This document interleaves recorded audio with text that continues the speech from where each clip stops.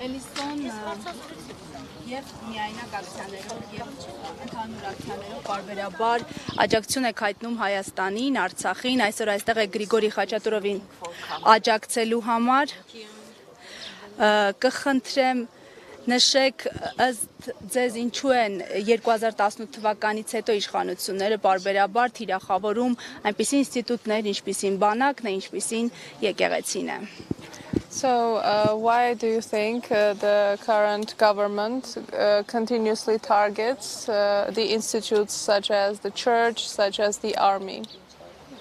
Well, you can find your answer if you just drive around the country and see what their priorities are on the ground. Կարող եք այդ պատասխանը ստանալ, եթե ուղղակի վարեք ձեր մեքենան քաղաքով ու տեսնեք, թե որոնք են նրանց պրիորիտետները։ We were just in Gyumri and I could see that they have built a new superhighway from the border with Turkey at the same time as our road to Iran looks like the surface of the moon. Մենք Գյումրիում էինք եւ տեսանք, որ Գյումրիից Երևան եկող ճանապարհը շատ լավ ու հարթ ճանապարհ է, մինչդեռ Պարսկաստանի հետ ճանապարհը նման է լուսնի մակերեսի նման խորտուբորդ է։ They're not only attacking these institutions you named, but also the diaspora and those who are working hard abroad. We just all saw what Pashinyan said to this gentleman from Artsakh in Czech Republic. I was just this morning at a funeral for one of my role models, who was a repatriate from Lebanon. Մենք տեսնում ենք, որ ոչ միայն ձեր նշված ինստիտուտներն են թիրախի տակ, այլ նաև Սփյուռքը, տեսակ թե Չեխիայում ինչ ասեց Փաշինյանը այդ արցախցի երիտասարդին, որ ինքն է հանձնել Արցախը, եւ այսօր մենք Աղավնո տեղափոխված Աղավնո հայրենադարձված եւ Աղավնո տեղափոխված մարդու թաղմանն ենք, որ շատ իմ համար կարեւոր մարդ է եւ արժանի է մեր հարգանքին։ This man, Varush Dumbalyan, his wife, his child, they came to Armenia, and it wasn't because of the war. They became because they wanted to live in their homeland. They moved to Աղավնո. They were among the many people that were building Artsakh, that were building this Armenian land, and one of the people who was ethnically cleansed by Nikol Pashinyan's regime. Վարժանը, այս մարդը թաղմանն է ես այսօր, իր կինը եւ երեխան տեղափոխվել էին Հայաստան ու ապրում էին Աղավնոյում, Արցախում, այդ մարդկանցից էին, ովքեր որ ուզում էին ապրեն հայրենի հողում, ապրեցնեին ու վերակառուցել ու իրանց էթնիկ զտման ենթարկվեց Փաշինյանի ռեժիմի կողմից։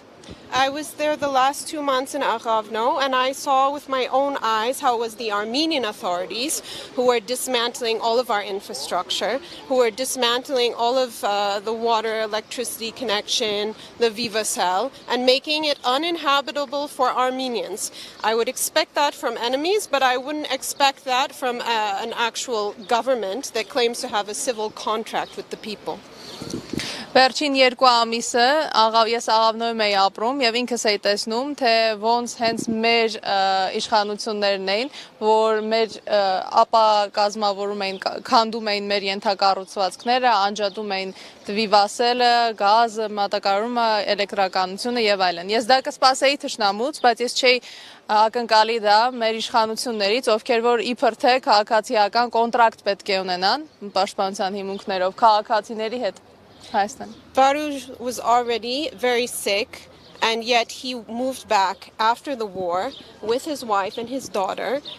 to work side by side with the mayor and all of the people that went back, and looking at what was done to him and so many families. And by the way, his wife said today, look what happened after Աղավնո.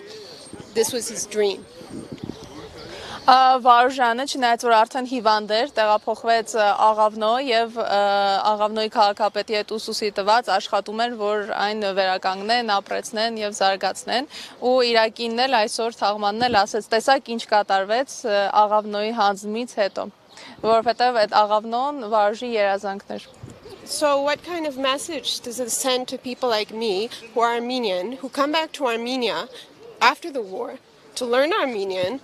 to be here in our homeland, to try to put in an effort, what kind of message does it send that the authorities are acting like a Vichy regime, genociding their own people, forcing them out of their homes? You can't even buy property in this country without knowing what Nicole is going to hand over next. Ինչպիսի հաղորդագրություն է դա ուղարկում Սփյուռքի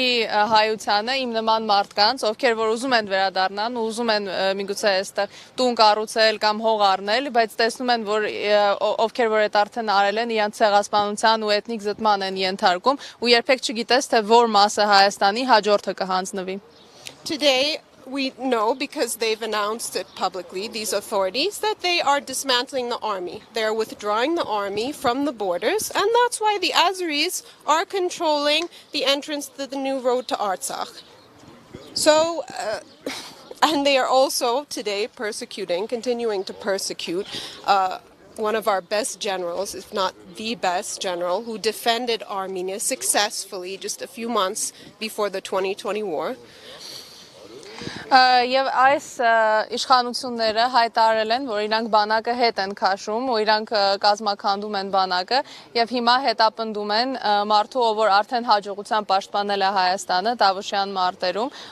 մեր լավագույն գեներալից մեկը, եթե ոչ լավագույն գեներալը. So we're living in a Vichy regime. It's our duty to be here today for the general. It was my duty to be there today at the funeral of Varouche. And it's my duty to be in the square today at 6:30 p.m. in Liberty Square to say that, no, we're not immune to what's happening. We oppose what's happening. And I believe there are many people, for every person who was gathered in the square the past 2 nights, I'm sure they know many people that if we were going to do real action on the ground, they would be ready because they know what's going on is wrong. Այնպես որ ես այստեղ եմ հիմա ու ես որովհետև իմ պարտքն է սատարել գեներալ Խաչատուրովին, իմ պարտքն էր գնալ Վարուժի թաղմանը եւ իմ պարտքն է այսօր 6-ին գնալ օպերա ի սոլիդարություն Արցախի ու ես վստահ եմ որ այսքանի օրը մարդիկ որ եկել են իրանք եթե իմանան որ մենք գործողության ծրագրեր ունենք ու գործողություն ենք անելու կգան որովհետև կուզենան ցույց տան որ մենք դեմ ենք եւ մենք չենք համակերպվում այս իրողության հետ. Շնորհակալություն, thank you. Նարե կխնդրեմ նաև դուք որպես երիտասարդ մտավորական անդրադառնաք հարցին արդյոք նաև այս հանգամանքով է պայմանավորված, որ Սփյուռքի գործերով գլխավոր հանձնակատարն այսօր ոչ պատշաճ ընդունելության է արժանանում Սփյուռքում. Դե պարզ է որ պետք է ոչ պատշաճ ընդունելության արժանանար Սփյուռքում, որովհետև ամբողջ այս ծրագիրը նաև ուղղված է նրան, որ Սփյուռքից մարդիկ համարվեն ոչ հայ կամ իրանց ոչ լիարժեքության կոմպլեքս զորվեն նրան, որ իրանք օրինակ, չգիտեմ, հարկ չեն մուծում կամ չեն զորակոչվում, չնայած որ Սփյուռքը իր ուրույն ու կարևոր ուրիշ դեր ունի մեր պետականաշինության գործում։ Բայց բոլորը գիտեն, որ երբ որ օկուպացված է երկիրը, այդ ժամանակ բոլոր այն ինստիտուտները, որոնք որ կարող են այդ երկրին սատ օգնեն, որ դուրս գա այդ իրավիճակից, պետք է որ կազմաքանդվեն ու պետք է որ օտարվեն։ Հիմա Սփյուռքի հանդեպ այդ նույն գործողությունն է կատարվում։ Ու իրանց ռետորաբանությունը, որ իրանք ֆեյքերով տարածում են, հենց այդ է, որ դուք իսկական հայ չեք, դուք չպետք է ասեք,